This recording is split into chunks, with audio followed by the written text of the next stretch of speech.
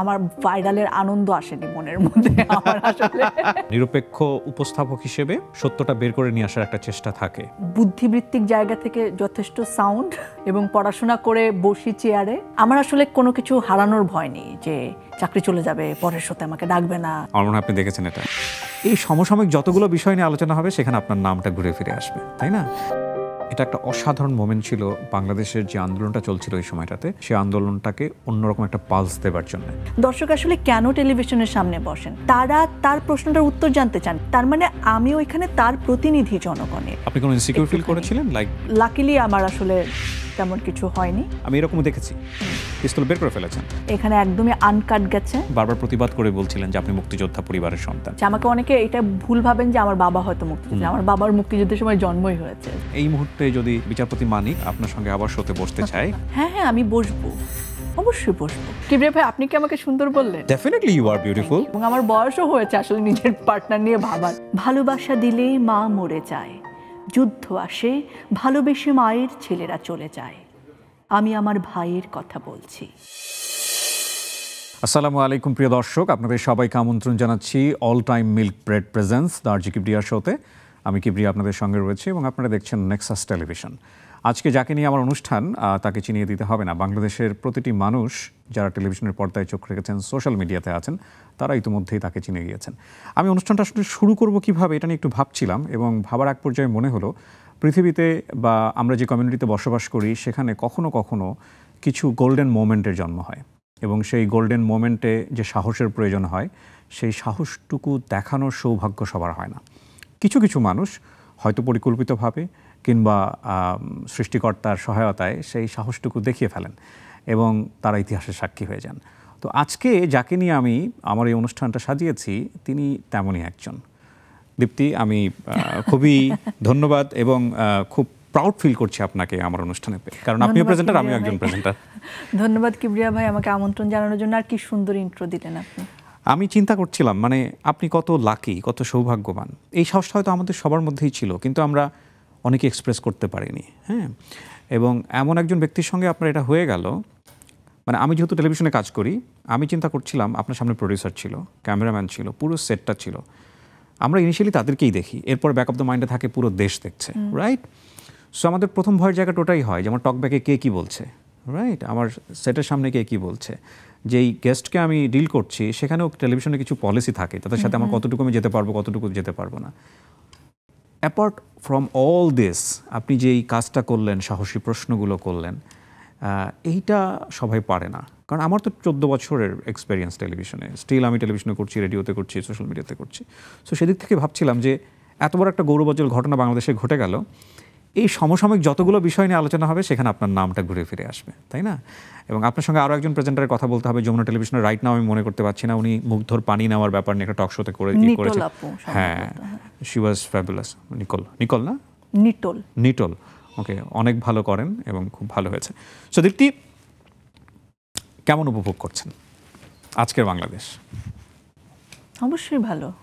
বাংলাদেশের অধিকাংশ জনগণ, আমি বলবো 90%, আমরা যদি এখনকার মানুষের উচ্ছ্বাসটাকেও যদি আমি ধরি, আন্দোলনের ডেফিনেটলি সবাই ছিলেন না সক্রিয়, কিন্তু এখনকার মানুষের উচ্ছ্বাস গুণে যদি ধরি, তার মানে এই বাংলাদেশটা অনেক মানুষ চেয়েছিলেন। তাহলে বেশিরভাগ মানুষের চাওয়া যখন সফল হয় তখন তো আমাদের ভালোই লাগে, রাইট?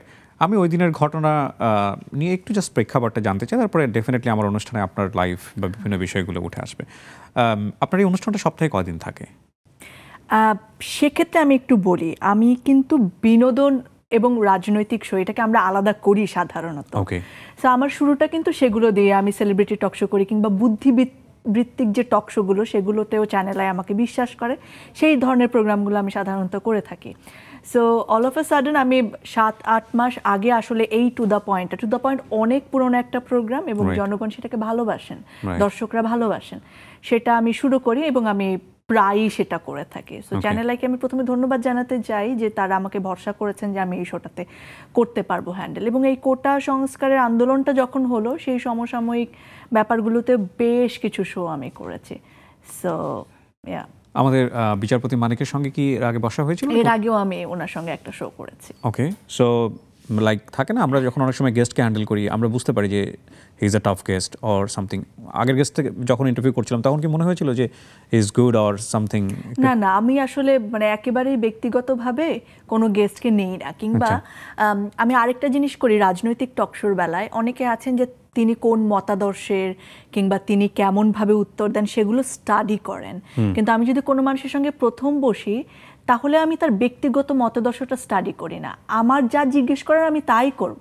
তিনি যদি এটার পুরোপুরি এগেনস্টে হন তাও করব, তিনি যদি এটার পক্ষে হন তাও করব। তো সেটা আমি ইন্টেনশনালি বলতে পারেন যে আমি আসলে আই ডোন্ট কেয়ার যে উনি আসলে কোন মতাদর্শের, তিনি খুব অ্যাগ্রেসিভ কিনা কিংবা তিনি খারাপভাবে নেন কিনা ওনাকে কঠিন প্রশ্ন করলে। আমার যা জানার মানে প্রয়োজন আমি সেটাই জানতে চাইবো। ওকে, সো আপনি আপনার জায়গাটা খুব স্ট্রিক্ট ছিলেন যে ফাইন, আমি এগুলো পার্সোনালি নিচ্ছি না, আমি আমার দায়িত্ব যেটা সেটাই আমি ঠিকমতো পালন করব। এবং ওইখানে যখন বসি কিবরিয়া ভাই, স্পেশালি যখন আমি রাজনৈতিক শোতে বসি কিংবা সমসাময়িক কোনো ইস্যুতে বসি, দর্শক আসলে কেন টেলিভিশনের সামনে বসেন, তারা তার প্রশ্নটার উত্তর জানতে চান। কারণ আমাদের যে মেইন স্ট্রিম মিডিয়া এখনো, যেমন এই টেলিভিশন, আমি কিন্তু টেলিভিশনের সামনে যে দর্শক আছেন তার কথাটা শুনছি না, আপনি শুনতে পাচ্ছেন না, যেটা সোশ্যাল মিডিয়াতে হয়, তারা কমেন্ট করছেন কিংবা লাইভে গেলে হয়। তো যখন একটা ওয়ান স্ট্রিম মিডিয়া একমুখী, তার মানে আমি ওইখানে তার প্রতিনিধি জনগণের, তিনি আসলে তার প্রশ্নের উত্তরটি জানতে চান এবং তার প্রশ্নটি আমাকে করতে হবে। সেখানে আমি তো পক্ষপাত যদি আমি করি তার মানে আমি আমার প্রফেশনের প্রতি সৎ থাকলাম। ফাইন, ইভালুয়েটিভ পার্সপেক্টিভ থেকে ইউ আর রাইট। জীবনের সাথে চলে নিশ্চিন্তে খান স্বাস্থ্যকর অল টাইম পান, অল টাইম হেলদি লাইফ। শোটা যখন চলছিল এক পর্যায়ে গিয়ে আমরা দেখলাম যে এরকম একটা ঘটনা ঘটে গেল। তো গেস করতে পারছিলেন রাইট আগে থেকে এই বিষয়টা এরকম হতে পারে বা এরকম একটা কিছু হতে পারে? একদমই না, খুব স্পন্টেনিয়াসলি হয়ে গেছে বিষয়টা। হ্যাঁ, মানে আপনারা যেমন দেখেছেন তেমনই আসলে ব্যাপারটা, যেহেতু অ্যাজ লাইভ গিয়েছে, সো এখানে একদমই আনকাট গেছে ব্যাপারটা। আপনারা যা দেখেছেন সেখানে তাই হয়েছে, এর আগেও কিছু নেই, পরেও। মাঝখানে কোনো ব্রেক ছিল না? না, কোনো ব্রেক। একটানা অনুষ্ঠান শেষ হয়ে গেছে। ওকে, তার মানে শেষ হওয়ার পরে যে আমরা ক্লিপটা ভাইরাল হলো পরে বেশ কয়েকটা, সেটা আফটার মানে কাট হয়ে গেছে অনুষ্ঠানটা। ওকে, হ্যাঁ সেটাই বলছি আমরা, শেষ হওয়ার পরে ভাইরাল হলো। তো একটা হচ্ছে যে একটা পার্ট আগে ভাইরাল হলো এবং তারপরে ওই যে আগুনে পেট্রোল বা ঘি ঢালার মতো সেকেন্ড পার্টটা ভাইরাল হলো, যেটা আমরা দেখলাম।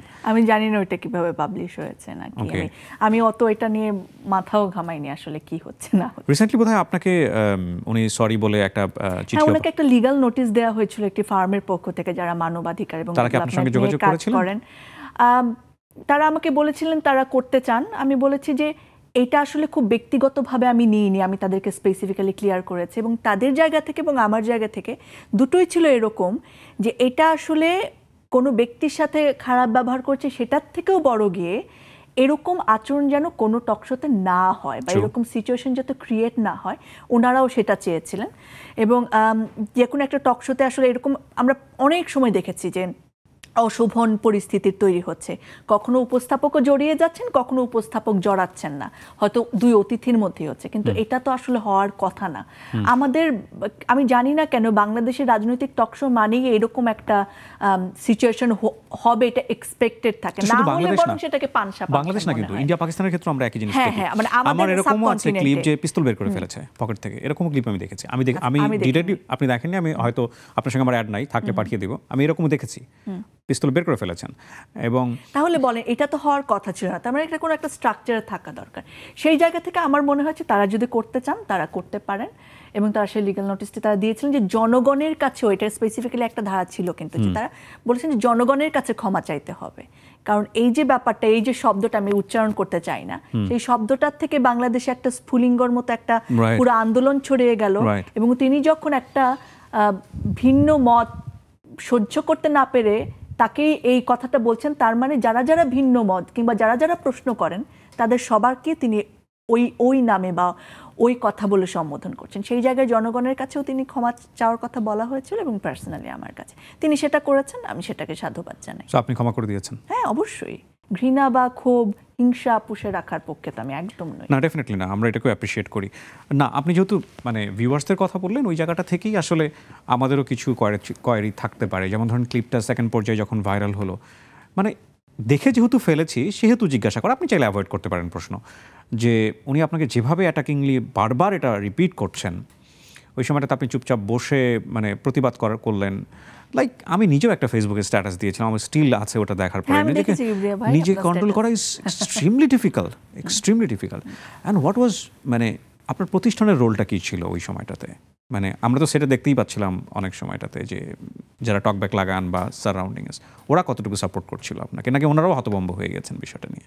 হ্যাঁ, সেটাই আসলে মানে আপনারা যতটুক দেখেছেন আমি চাইবো যে ততটুকের মধ্যেই থাকুক, এর পেছনের গল্পটা অত মানে না আসাই উচিত আমার মনে হয়। আপনারাও তো মানে যা দেখার কথা না সেটা পর্যন্ত দেখে ফেলেছেন আসলে। না, কিন্তু এই আচরণগুলো আসলে মানে যদি কোনো মানুষের মধ্যে থাকে, তাকেও ইনভাইট না করার জন্য আমরা দেখেছি যে লয়ারদের পক্ষ থেকে একটা বিবৃতি দেওয়া হলো কিছুদিন আগে যে টকশোতে তাদেরকেই ইনভাইট করা উচিত যে যারা আসলে মেন্টাল স্ট্যাবিলিটির মধ্যে আছেন। উনি কিন্তু ওনার আপনার যে লিগ্যাল নোটিসের অ্যান্সারে কিন্তু উনি বলেছেন হাইপার টেনশনের রোগী, উনি হেঁটে গিয়েছেন, তারপরে ওনার সুগার বেশি বেড়ে গিয়েছে, দেন হি অ্যাক্ট লাইক দিস। তো এরপরে নিজের জীবনে কোনো পরিবর্তন আসলো? লাইক সবাই তো আপনাকে চেনে এখন, জানে।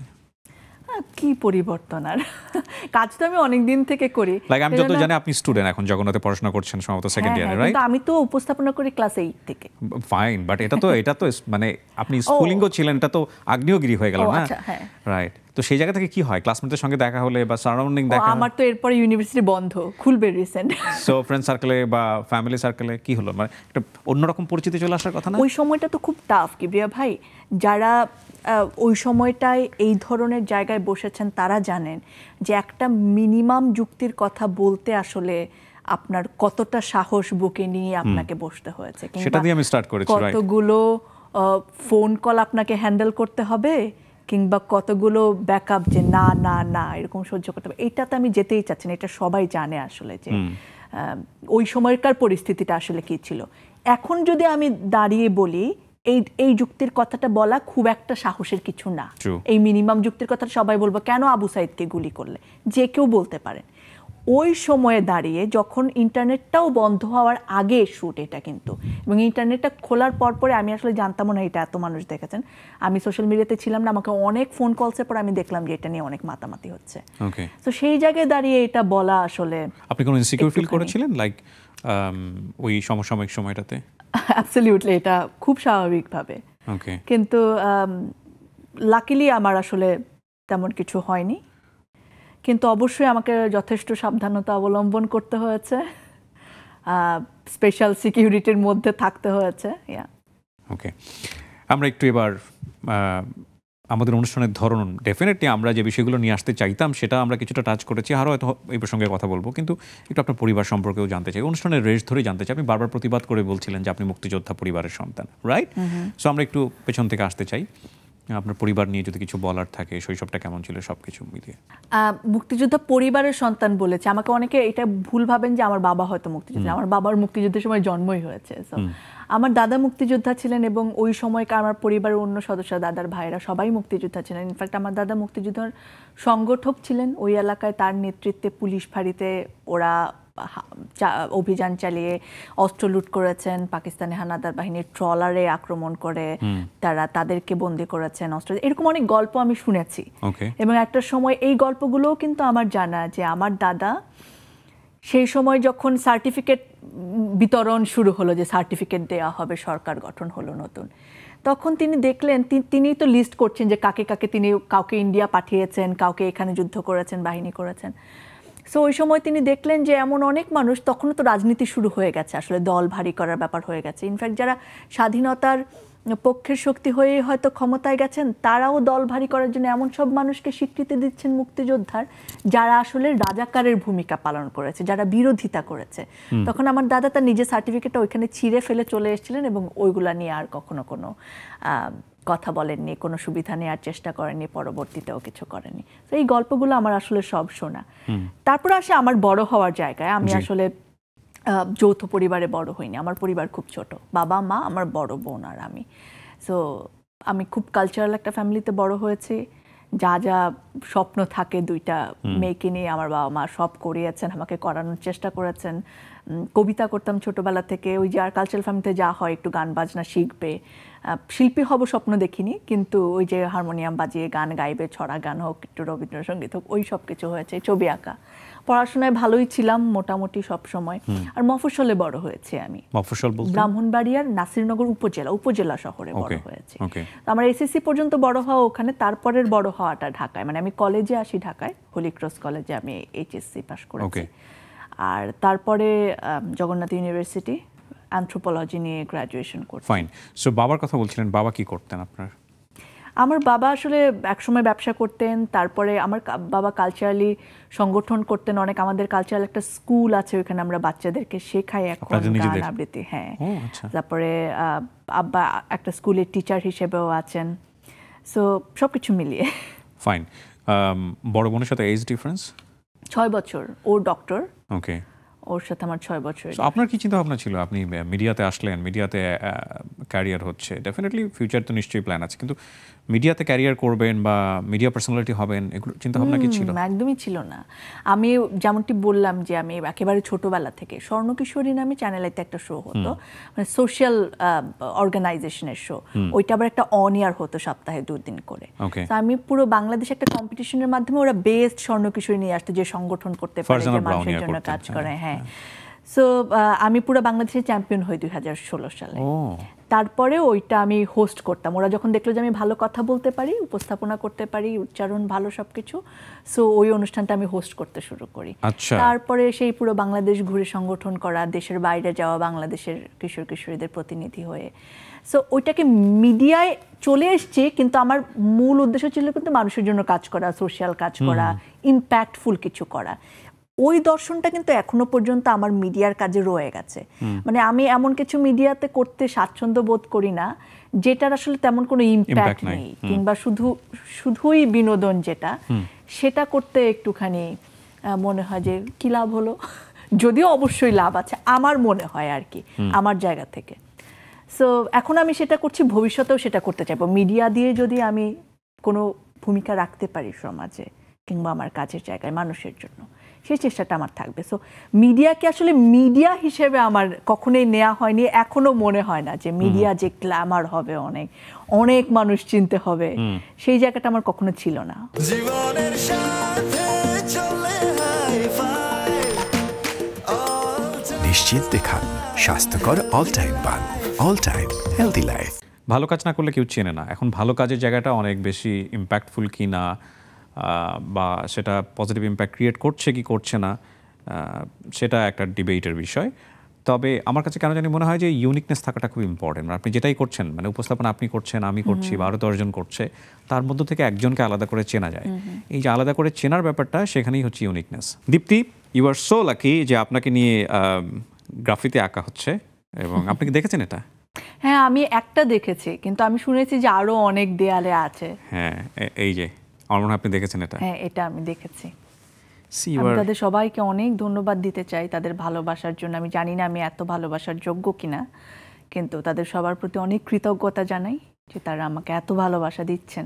Right, definitely. ভালো লাগে একটাই কারণে, সেটা হচ্ছে আপনার প্রফেশন সেম, এবং সো আমাদের এই প্রফেশন থেকে আমাদের একটা অনেক বড় দায়িত্ব আছে। মানে আমরা যে জায়গাটাই যে রোলটা প্লে করি না কেন, আমাদের মাথায় রাখা উচিত যে আমরা দেশের জন্য কতটুকু করতে পারছি। এবং অবশ্যই অনেক বেশি জেলাস লাগছে এই কারণে যে আপনি যে রোলটা প্লে করেছেন সেটা আমাদের মতো অনেক প্রেজেন্টারই প্লে করতে পারিনি। অনেকের ইচ্ছা থাকা পরেও পারিনি। আপনি যেটা বলছিলেন এটা সত্য, হয়তো অনেকের অনেক বেশি দায়িত্ব পালন করা উচিত ছিল, সেটাও তারা করতে পারেনি। বাট আমরা একটা বাংলাদেশ দেখতে চাই এখন, সব ভেদাভেদ ভুলে গিয়ে সবাই একসাথে এগিয়ে নিয়ে যেতে হবে বাংলাদেশটাকে, রাইট? হানাহানি, মারামারি, হিংসা, কলহ, এগুলো শুধু পিছিয়ে দেবে আমাদেরকে। নৃবিজ্ঞানে কেন পড়লেন? এই যে আমি বললাম যে আমি আসলে মানুষকে নিয়ে কাজ করতে চাই। মানুষকে নিয়ে যখন আপনি কাজ করতে চান, মানুষের আদ্যপান্ত না জানলে কিন্তু সেটা একটুখানি দুর্বলতাই থেকে যাবে, কিংবা বলা ভালো যে যদি জানি তাহলে কাজ করাটা আরো সহজ হবে। সেজন্য খুব স্পেসিফিক্যালি আমি চুজ করে নৃবিজ্ঞানে গেছি। নৃবিজ্ঞানের ব্যাপারে একটু বলি, মানে এই সাবজেক্টটা খুব একটা পপুলার না, এবং দেখা যায় যাদের সিরিয়াল পেছনের দিকে থাকে তারা অন্য সাবজেক্ট না পেয়ে মাইগ্রেশনে নৃবিজ্ঞানে আসে, এবং আমার ডিপার্টমেন্টে আমি একমাত্র মানুষ যে নৃবিজ্ঞান কি সেটা জেনে পছন্দ করে নৃবিজ্ঞানে গেছি, এবং ওপরের দিকের সাবজেক্ট তথাকথিত ভালো সাবজেক্ট যেমন ল, ইকোনমিক এগুলো ছেড়ে আসলে নৃবিজ্ঞানে পড়তে এসেছি। সো আমি মানে ইচ্ছে করে শখের বসে পড়তে গেছি, কিন্তু কঠিন লাগছে। ওকে, সো পাবলিক ইউনিভার্সিটি লাইক জগন্নাথে পড়ছেন আপনি, বেস্ট উইশেস থাকছে। কখনো মনে হয়নি যে নিজে থেকেই কিছু কন্টেন্ট ক্রিয়েট করা উচিত সোশ্যাল মিডিয়াতে? হ্যাঁ, এই ব্যাপারে আমি খুবই কাঁচা আর কি। হয় না কিছু জিনিসে মানুষের আসে না আসলে। আমার যে ব্যাপারটা ভালো লাগে না তা না, আমার খুবই ভালো লাগে। আমার একটা পেজও আছে অনেকদিন আগে থেকে, ডিআর দীপ্তি নামে, খুবই ফান করে খুলেছিলাম 2020-21 সালের দিকে, যখন করোনায় কিছু করার নেই। সো আমি তখনও টুকটাক ভিডিও মানে ওয়ান টেকে বানাতাম আর কি, কারণ আমি এডিট করতে পারি না, কালার গ্রেড করতে পারি না, মানে কিছুই পারি না, কিভাবে সাউন্ড ভালো হবে এইসবও জানি না। কিন্তু হঠাৎ হঠাৎ মাথায় আসলে একটু একটু বানাতাম, খুবই রেগুলারলি। সো আমি কন্টেন্ট কখনোই পারিনি, কারণ আমার টেকনিক্যাল জিনিসে আমার কেমন জানি একটা থাক বাবা এই টাইপের ব্যাপার আছে। মানে আমি কথাটাই বলতে পারি, তারপরে এটা কাটা, জোড়া লাগানো, লাইট ঠিক করা একদমই আমি পারি না। এটা আরো মজার। I will help you. ও thank you. Definitely I will. কি ধরনের কন্টেন্ট নিয়ে কাজ করবেন যদি কন্টেন্ট ক্রিয়েটর হওয়ার সুযোগ হয়? ডেফিনেটলি মানুষ নিয়েই কাজ করব। সেই আবার যেন মানুষের না, সেই জন্য কিবরিয়া ভাই বলছে এটা ছাড়া কিছু বলো। এক্স্যাক্টলি। আমার মনে হয় যে একটু বিশ্লেষণধর্মী কিছুতেই যেতে চাইবো, সম্ভবত এডুকেশন অর ইন্টেলেকচুয়াল ব্যাপারগুলোকে এক্সপ্লেনেশনের জায়গায়, কিংবা যে জিনিসগুলো মানুষ জানে না, বা সোশ্যাল প্রবলেমস, এগুলো নিয়েই ট্রাই করবো নিশ্চয়ই। এন্টারটেনমেন্ট কন্টেন্ট পারবো না মনে হয়, এটার জন্য অনেক বেশি এনার্জি এবং আরো ট্যালেন্টের দরকার হয় বলে আমার মনে হয়। এন্টারটেইনমেন্ট ব্যাপারটাকে আমরা যেভাবে কোন একটা জায়গায় ক্যাটাগরাইজ করি বা আমরা স্পেশালাইজড করি, আমার মনে হয় বিষয়টা এখন ওই পর্যায়ে নেই। তা বটে, কিবরিয়া ভাই পলিটিক্সের মধ্যেও এন্টারটেইনমেন্ট আছে, প্রচুর এন্টারটেইনমেন্ট আছে। আমি সেটাই বলছিলাম যে একটা মানুষ যদি এটা দেখে আনন্দ পায় সেটাই তো entertainment. Right right.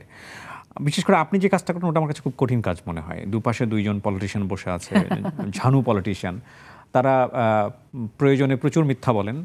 Sorry to say, আমার কাছে, আমি একজন দর্শক হিসেবে বলছি, প্রয়োজনে সত্য বলেন, এবং একজন নিরপেক্ষ উপস্থাপক হিসেবে সত্যটা বের করে নিয়ে আসার একটা চেষ্টা থাকে। অনেক সময় মনে হয় না যে এই প্রশ্নটা আমি কি করব না কি করব না, আমার চ্যানেল থেকে কি ভাববে। আবার অনেক সময় দেখা যায় না যে কিভাবে কি অ্যান্সার আসবে, এরকম চিন্তা ভাবনা আসে না অনেক সময়? চিন্তা তো আসে, সবসময় সেটাকে প্রশ্রয় দিয়ে বলবো না, চিন্তা তো অবশ্যই আসে। তো সেক্ষেত্রে কি হয়, প্রশ্ন করে ফেলেন? ডিপেন্ডস অ্যাকচুয়ালি, যদি এদিকে পাল্লাটা ভারী হয়। আমরা অনেক প্রেজেন্টারকে দেখেছি, আমাদের দর্শক অনেকেই বলেন বেহায়া, অনেকেই বলেন নির্লজ্জ, অনেকেই অনেক ধরনের ব্র্যান্ডিং বা ইমেজ পেয়েছেন। তো সেটা তারা ওইভাবে নিজেকে উপস্থাপন করেছেন বলেই পেয়েছেন। আপনি যেহেতু কাজ করেন, আপনার নিজেরও একটা ইডিওলজি আছে যে আমাকে মানুষ এইভাবে দেখুক, আমাকে মানুষ এইভাবে চিনুক। আমি আসলে ওই কোর জায়গাটা জানতে চাচ্ছি। ওই যে মানে যেভাবে এখন দেখছে আমি সেটাই চেয়েছিলাম, আলহামদুলিল্লাহ। আমি যেভাবে নিজেকে দেখতে চেয়েছিলাম মানুষের মনে, আমি সেভাবেই দেখছি। আমি চেয়েছি মানুষ আমাকে একজন, আমার প্রফেশনের প্রতি আমি সৎ থাকতে চেয়েছি, এবং চেয়েছি মানুষ আমাকে সেভাবেই জানুক যে আমি বুদ্ধিবৃত্তিক জায়গা থেকে যথেষ্ট সাউন্ড, এবং পড়াশোনা করে বসি চেয়ারে, এমনি এমনি কথা বলার জন্য বসি না, এটা জানুক মানুষ। আমি সবসময় পারি বলবো না, সব বিষয়ে এক্সপার্ট হওয়া সম্ভব না। আমি আরো সহজ করে দিই, ধরেন এই মুহূর্তে যদি বিচারপতি মানিক আপনার সঙ্গে আবার শোতে বসতে চায়, what we will do? Tell me very honest answer. হ্যাঁ হ্যাঁ, আমি বসবো, অবশ্যই বসবো, কিন্তু আমি জানি না ওনাকে কোনো চ্যানেল ডাকবেন কিনা, সেটা অন্য প্রসঙ্গ। যদি এমন সিচুয়েশন হয় বসবো কিনা, অবশ্যই বসবো, এবং আমার যা প্রশ্ন করার আমি তাই করবো, এবং আপনি রেসপেক্টফুলি শুরু করবেন। Absolutely, that is called professionalism. Beautiful. আমার মনে হয় না যে অনেক মানুষ সেটা খুব ভালো চোখে দেখবে, but that actually we deserve, ওইটাই হওয়া উচিত একজন প্রেজেন্টার, এটাই হওয়া উচিত। তিনি যখন এই ক্ষমা প্রার্থনার পরে তো এইটাই হওয়া উচিত, তাই না? তারপরে বাবা মার কথা কি ছিল? এরকম একটা ঘটনা যখন ভাইরাল হয়ে গেল, আপনার আব্বু আম্মু আপনাকে কি পরামর্শ দিচ্ছিলেন? আমি আবার বলি যে সময়টা আসলে অনেক কঠিন ছিল, সো আমার ভাইরালের আনন্দ আসেনি মনের মধ্যে আমার আসলে। এবং ভাইরাল জিনিসটা নিয়ে আমি খুব এক্সাইটেড মানে কখনোই থাকি না, থাকলে হয়তো আরো আগেই চেষ্টা করতাম এমন কিছু করতে যেটা আসলে ভাইরাল হয়, তাই না? আমরা জানি যে কোন জিনিসগুলো মানুষ মানে ভাইরাল করে বা বেশি দেখে সাধারণত, সো সেইগুলো তো আমি কখনো চেষ্টা করি না। সো এটা বাই চান্স কিভাবে হয়েছে আমি জানি না, কিন্তু ওই সময় আসলে বেশি মানুষ দেখছে, আমার প্রশংসা করছে না খারাপ বলছে, তার থেকে ভেতরগত কি হবে বা হতে যাচ্ছে, বা তার জন্য আমার কিভাবে সেফ থাকা দরকার, কি প্রোটেকশন আমার দরকার, ওইটা নিয়েই বেশি টেনশন আমার এবং আমার পরিবারের। সো ওই সময়টা অন্যরকম আসলে। কখনো এরকম হয় না, আমরা যখন অনুষ্ঠান করি, টকব্যাক অনেকেই বুঝবেন না, আমি একটু আঙ্গুল দিয়ে দেখিয়ে দিই, আমার বাম কানে একটা মানে কথা শোনা যায় এরকম একটা ডিভাইস দেয়া আছে, যেটা দিয়ে প্রডিউসার কিছুক্ষণ পরপর আমার সঙ্গে গল্প করছেন, এটা বলেন ওটা বলেন, বিভিন্ন ডিরেকশন দিচ্ছেন। এবং এটাই নিয়ম টেলিভিশন অনুষ্ঠান করার ক্ষেত্রে। যদিও আমার সোশ্যাল মিডিয়া কন্টেন্টগুলোর ক্ষেত্রে আমি রাজা, আমি যা বলবো আমি ঠিক করি। সো এই প্রশ্নটা আমি আপনাকে করছিলাম যে লাইক যখন গেস্ট আমরা ডিল করি বা আমাদের যখন সামনে কেউ থাকে, তখন পেছন থেকে তো একটা ডিরেকশন সবসময়ই থাকে, এটা বলেন এটা বলেন। সো সেই জায়গা থেকে অনেক সময় মনে হয় না যে সমস্ত কিছু সাইড করে দিয়ে এবার আমাকে আমার মতো করে দাঁড়াইতে হবে? আমরা সবসময় তাই করি, কখনো না, সবসময় তাই করি। সো এই ক্ষেত্রে অনেক সময় ডিবেট তৈরি হয়ে যায় না আফটার প্রোগ্রাম, যে দেখা গেল প্রডিউসারের সঙ্গে, না তোমাকে তো বলি না এটা বলার জন্য, তুমি এটা কেন করলা, কি করলা? সেই জায়গায় যেটা আপনি শুরুতে একটা কথা বলছিলেন আর কিবরিয়া ভাই, আমি ওইটা নিতে চাই যে ওই মানুষটা আলাদা এবং আমি আলাদা। সেই জায়গায় আমি আসলে মানে সেন্সর কাজ করে আমার মাথার মধ্যে, আমি যে তার কোনো কথা শুনি না তা কিন্তু না, যে কথাটা আমার মনে হয় শোনা সেটা আমি আমার মতো করে বলি। আর যদি মনে হয় যে উনি যেটা বলছেন ওনার জায়গা থেকে এটা বলা সহজ, কিন্তু এখানে বসে আমি এটা বলতে পারি না, কিংবা আমার এটা জাস্টিস হবে না ক্যামেরার সঙ্গে, সেটা আমি বলি না। সেটা আমার আসলে কোনো কিছু হারানোর ভয় নেই, যে চাকরি চলে যাবে, পরের শোতে আমাকে ডাকবে না, এগুলো আমার একদম ভয় নেই। আমার মনে হয় যে এটা লাস্ট শো হলে লাস্ট, কিন্তু আমি তো আমার যেটা ঠিক মনে হবে আমি এটা এখানে বসে সেটাই করব। ফাইন। আমার মনে হয় দর্শক, আমি আসলে একটা জিনিস আপনাদেরকে বোঝাতে চেয়েছি, যে মোমেন্টার ক্রিয়েট হয়েছে চ্যানেল আইয়ের এই টক শোকে ঘিরে, এটা একটা অসাধারণ মোমেন্ট ছিল। বাংলাদেশের যে আন্দোলনটা চলছিল এই সময়টাতে, সেই আন্দোলনটাকে অন্যরকম একটা পালস দেবার জন্য।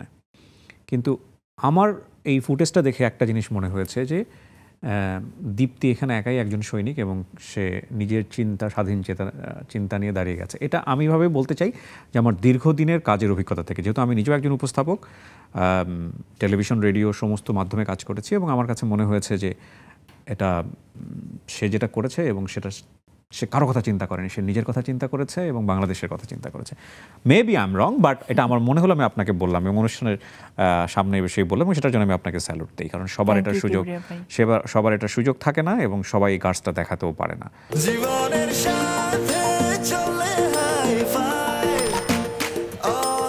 নিশ্চিন্তে খান স্বাস্থ্যকর অল টাইম পান, অল টাইম হেলদি লাইফ। এবার একটু পরিবারের কথা, নিজের পরিবারের কথা জানি। ও কিন্তু ব্যাচেলর এখন পর্যন্ত, রাইট? এটা জানে আমাদের দর্শকরা? জানে জানি না জানে কিনা, নিশ্চয়ই অনেক ধরনের রিউমার্স আছে, আমি জানি না জানেন কিনা। আমি অত আমার প্রডিউসার এই যে মাত্র কানে কি বলেছে জানেন? কেমন ছেলে পছন্দ, এটা জিজ্ঞেস করতে বলেছে। এটাকে আপনি জিজ্ঞেস করলেন নাকি আপনিও সেন্সরে আটকে দিলেন? If you want to answer the question, আমার কোনো সমস্যা নাই। আমি আসলে পাবলিকলি এইসব বিষয় নিয়ে কখনো কথা বলিনি, তবে রিসেন্টলি আমার একটা প্রোগ্রামে আমাকে ডাকা হয়েছিল, আমি তাদেরকে সবাইকে, যেমন আপনাকে বলেছি, কিন্তু তাদেরকে আরো কড়াকড়িভাবে বলেছি যে কোনো সিলি কোয়েশ্চেন করবেন না, ব্যক্তিগত প্রশ্ন করবেন না, দেশ সমাজ তারুণ্য এসব নিয়ে জানতে চাইবেন।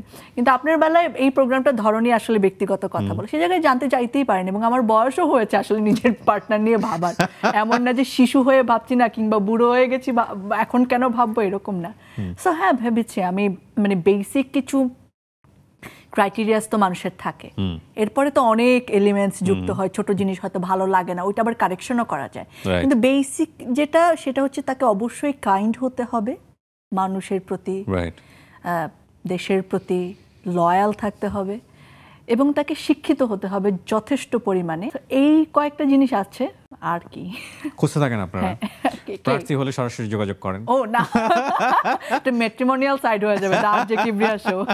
ওকে, না সো আমি জানতাম না, আমি ডেফিনেটলি আপনাকে শোতে বসে জিজ্ঞেস করছিলাম যে আমি ম্যারিটাল স্ট্যাটাসটা জানি না, জিজ্ঞেস করবো কিনা। ফাইন, মানুষ তার স্বপ্নের সমান বড় এবং যে স্বপ্নগুলো দেখছেন সেটা পূরণ হোক সবসময়ই চাই। এমন কেউ কি আছে যার সঙ্গে সমস্ত কিছু শেয়ার করেন, লাইক মা হতে পারে, বাবা হতে পারে, যে কোনো বন্ধু হতে পারে? সব শেয়ার করা হয়, মানে she is my best friend. কথাটা খুব কমন যে আমার মা আমার বেস্ট ফ্রেন্ড, কিন্তু শি ইজ লিটারেলি মানে তাকেও যদি আমার ভালো না লাগে সেটাও আমি তাকেই গিয়ে বলি যে আমার মনে হচ্ছে তোমার সঙ্গে আমার একটু দূরত্ব বেড়ে যাচ্ছে, ইদানিং না তোমাকে জড়ায় ধরলে ওই শান্তিটা পাচ্ছি না, আমার কেন বলো তো, কোন কোন কারণ থাকতে পারে, এরকম সম্পর্ক তার সঙ্গে আমার। গাইডেন্সের জায়গাতে যদি একটু আসতে চাই, কে খুব সুন্দরভাবে গাইড করে? আমি আসলে অনেক স্বাধীনতা পেয়েছি একেবারে ছোটবেলা থেকে, মানে আমার পরিবারের পরিবেশটাই এমন ছিল যে সিদ্ধান্তটা পারিবারিক যে কোনো সিদ্ধান্ত, বড় সিদ্ধান্ত হলেও সেটা ডাইনিং টেবিলে আমরা সবাই একসঙ্গে খেতাম সব সময়।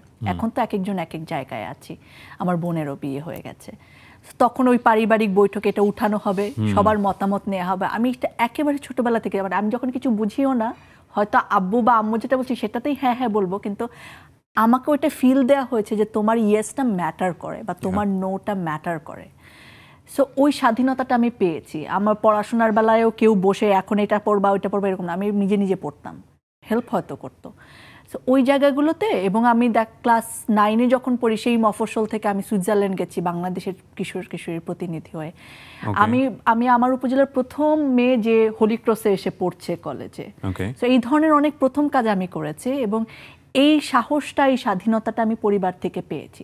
সো গাইডেন্স যেটা বলেন, আমি সবার প্রথম, মানে তারাও আমাকে এটা দিয়েছেন যে আমি যাতে নিজেকে জিজ্ঞেস করি যে আমি কি করতে চাচ্ছি, আমি এটা করলে আসলে কি হবে, আমার টার্গেট কি, আমার গোল কি, এইটার ফলাফল কোন দিকে ভালো হতে পারে খারাপ হতে পারে, এই ব্যাপারটা আমার মাথায় সবসময় ঘোরে। তারপরের সেন্সরশিপ যেটা, এটা অবশ্যই থাকে সবসময়। বলে না যে আমরা যা খুশি তাই করি তবু তার খুশিতেই চলি, রবি ঠাকুরের ওই গানের মতো। মানে আমার যা খুশি তাই করছি, কিন্তু তারপরেও বাবা মাকে আমি সবকিছু, মানে তারা হ্যাঁ বললেই সেটা হচ্ছে, ব্যাপারটা ওই রকম। তবে তারা এমন কিছুতে না করছেন না যেটা আমি খুব বেশি চাইছি, আবার এমন কিছুতে হ্যাঁ বলছেন না যেটা আমি একেবারেই করতে চাইছি। পারফেক্ট। পছন্দ অপছন্দের খুচরো কিছু জায়গাতে আসতে চাই, যে লাইক এই জিনিসগুলো ভালো লাগে, এই জিনিসগুলো ভালো লাগে না। মানে জীবনের ক্ষেত্রেই যদি বলি যে আপনি যে জিনিসগুলো সবসময় অ্যাভয়েড করবার চেষ্টা করেন এবং যে জিনিসগুলো আপনাকে এন্টারটেইন করে বা যে জিনিসগুলো আপনার লাইফে খুব অত্যাবশ্যকীয়, এনিথিং ইট ক্যান বি। বই পড়ি, ছোটবেলা থেকে বই পড়ি, আমি লেখালেখি করি, আমাকে অনেকে লেখক হিসেবেও জানেন। সো সেই জায়গাটা এখনো করি, কবিতা পড়তে। আপনি লেখালেখি করেন বলতে যেটা হচ্ছে, আপনি এখন পর্যন্ত কোনো বই বের হয়েছে? হ্যাঁ, আমার 2টো বই আছে। আমি বলছিলাম যে আমি অ্যাডোলেসেন্টদের নিয়ে কাজ করি, পুরো বাংলাদেশে এবং দেশের বাইরেও তাদের নিয়ে কাজ করি। আমার প্রথম বইটাই ছিল অ্যাডোলেসেন্সি নিয়ে, সেটা আবার মওকা তাদের 5000 অ্যাডোলেসেন্ট ক্লাবে পাঠ্য করেছিল। তারপরে আমার সেকেন্ড বইটা ছিল inspirational story of young people of Bangladesh, 9টা গল্প নিয়ে। ও ওয়াও! সো এগুলো আপনি পেয়েছেন কোথায়? সেগুলো ওই যে আমার এক্সপেরিয়েন্স, আমি কাজ করেছি একেবারে বাংলাদেশের প্রত্যন্ত অঞ্চলের মানুষটা যার গল্পটা কেউ জানে না। এগুলো কি স্বর্ণকিশোরীতে প্রজেক্টেই কাজ করে নাকি ডিফারেন্ট? আলাদাও কাজ করেছে আমি, অন্যান্য ইন্টারন্যাশনাল অর্গানাইজেশনের অনেকগুলোর সঙ্গে আমি জড়িত ছিলাম। ওকে, সো ফ্যামিলি থেকে আপনার সাপোর্টও করেছে এগুলো? Absolutely. You are lucky enough, definitely. কারণ আমরা তো মেয়েদেরকে যেভাবে দেখি আমাদের সামাজিক প্রেক্ষাপটে, একটু যদি দেখতে শুনতে ভালো হয় তাহলে তো আরো কঠোরতা, তার পারিবারিক কঠোরতা, সামাজিক কঠোরতা। বাই দ্য ওয়ে, আমাকে কখনো বোঝানোই হয়নি তুমি দেখতে অনেক সুন্দর কিংবা তুমি আলাদা, এটা যে একটা স্পেসিফিক গুণ। এটা আপনার পরিবার থেকে হয়নি? আশেপাশে লোকজন ছিল না চারপাশে? তাহলে তারা কি দায়িত্ব পালন করেছে? হয়তো আমি কিবরিয়া ভাই, আপনি কি আমাকে সুন্দর বললেন? Definitely you are beautiful. এটা আমি ক্লিয়ার হয়ে তারপরে প্রশ্নটার উত্তর দিচ্ছি, সেটা হচ্ছে আমার আম্মা এমনভাবে আমাকে, এখন অবশ্য আম্মাকে এটার জন্য আমি দোষ দিই যে মা তুমি কেন এটা আমাকে বুঝতে দিলা না, মানে কি হতো একটুখানি নরম হলে কিংবা একটুখানি সাজুগুজু করলে, কখনোই একটুখানি পাউডার মেখে স্কুলে যাওয়া যাবে না, কিংবা কখনোই আমি সুন্দর কিংবা দেখো তো ভালো লাগছে না এরকম করা যাবে না, এই একটা আবরণ এসে বড় করেছে। মানে যেন এটা পাপ, খুব বেশি সাজুগুজু করা, লাল লিপস্টিক দিয়ে যাওয়া। টেনশনে করেছে এটা? আপনি জিজ্ঞেস করেন? টেনশন না, সে চেয়েছে যে আমার ভেতরকার সৌন্দর্য উপলব্ধি কিংবা সেটার উন্নতির ক্ষেত্রে আমি বেশি মনোযোগ দেই। ওকে, একদমই টেনশন করে না। আমি যে মার্কেটে ছিলাম আমার জন্য সে কারণেই করে নাই। জীবনের সাথে চলে হাই ফাই নিশ্চিন্তে খান স্বাস্থ্যকর অল টাইম পান। All time healthy life. So Dipti, আমরা যে বিষয়টা নিয়ে কথা বলছিলাম, আপনার দুটো বই, এবং দুটো বইয়ের একটা বই হচ্ছে 9টা ইন্সপিরেশনাল স্টোরি, রাইট? এটা কি যে কোনো বয়সের নাকি কোনো একটা ক্লাসিফাইড গ্রুপ নিয়ে এই গল্পগুলো? বেসিক্যালি এটা ইয়াং পিপলদের ইন্সপিরেশনাল স্টোরি। আসলে ইন্সপিরেশনাল স্টোরি বলতে আমরা কি বুঝি? আমরা সেই এপিজে আব্দুল কালামের ইন্সপিরেশনাল স্টোরি কিংবা আতিউর রহমান স্যারের ইন্সপিরেশনাল স্টোরি, কিন্তু আমাদের আশেপাশে যারা আছেন প্রত্যেকের একটা স্ট্রাগলের গল্প থাকে। তো আমি যখন কাজ করি বাংলাদেশের একেবারে প্রত্যন্ত অঞ্চল, সেই বান্দরবনের যে মেয়েটা চাল চুয়ে পানি পড়ে, সে যখন চিটাগাং ভার্সিটিতে আসে, সেটাও একটা স্টোরি। সো ওই স্টোরিগুলোকে আমি অনেক দূরে আছি তো, নইলে আপনার সঙ্গে একটা হাই ফাইভ করতে পারতাম। সো আমার একটা অনুষ্ঠান আছে ব্র্যান্ডিং বাংলাদেশ, ঠিক একই মোটর উপরে সোশ্যাল মিডিয়াতে। হ্যাঁ, ওখানে একজন মানুষ মুচি ছিল, মুচি তো নিশ্চয়ই বোঝেন, জুতো পলিশ করে, সে পাইলট হয়েছে, এরকম একটা স্টোরিও আছে। হ্যাঁ, এবং শুধু নর্মাল এয়ারওয়েজের পাইলট না, সে কাতার এয়ারওয়েজের পাইলট, বাংলাদেশ সারা পৃথিবীর নাম্বার 1 এয়ারওয়েজ যেটাকে বলা হয়, এবং বাংলাদেশের সন্তান সে। প্রায় 1 কোটির মতো মানুষ দেখেছে ইউটিউবে, এবং এরকম মানুষদের নিয়ে আমরা কাজ করছি। সো ওই জায়গায়ও মেন্টালিটি মিলে গেল আপনার সঙ্গে আমার। বিউটিফুল। একটা বিষয়ে আমরা খুব আমাদেরকে জেনারেশন ওয়াই বলা হয়, জেনারেশন ওয়াই অথবা জেনারেশন এক্স। আপনি কোন জেনারেশনে পড়বেন? জিতে পড়বেন? 21 হলে তো জিতেই পড়ার কথা। সো আপনাদের সাথে আমাদের একটা এটাকে বলা যেতে পারে হিংসা ঠিক বলবো, নাকি একটা জেলাসি বলি। হ্যাঁ, জেলাসির একটা ব্যাপার আছে। লাইক আপনারা 20-21 বছরে যে পরিমাণ অ্যাডভান্স এবং যেই পরিমাণ গিফটেড এই চতুর্পাশের জিনিস দিয়ে, আমাদের সময় এরকম থাকলে তো আমরা না জেনে আরো কত কি করে ফেলতাম। এই জায়গাটা একটা জেলাসি। এখানে ওই যে আমাদের জেনারেশন গ্যাপের একটু দ্বিমত থাকে, সেখানে আমি বলবো যে রিস্ক ফ্যাক্টরও কিন্তু আমাদের এখানে অনেক বেশি, এবং রাস্তা হারিয়ে যাওয়ার এই যে ইন্টারনেটের দুনিয়া আমার চোখের সামনে এত কিছু এনে দিচ্ছে, যেখান থেকে আসলে আমি কি নেব সেটা খুঁজে বের করাটা ভেরি ভেরি টাফ। সেখানে যেমন অনেক রাস্তা আছে, তেমনি রাস্তা হারানোর রাস্তাও অনেকখানি আছে। তো সেখান থেকে যারা বের হয়ে আসেন তাদেরকেও একটা জোরে করতালি দিতে হবে যে তারা আসলে তাদের কন্ট্রোলটা রাখতে পেরেছেন, গোলটা ঠিক করেছেন। এবং সেটার প্রমাণ আমরা পেয়েছিও।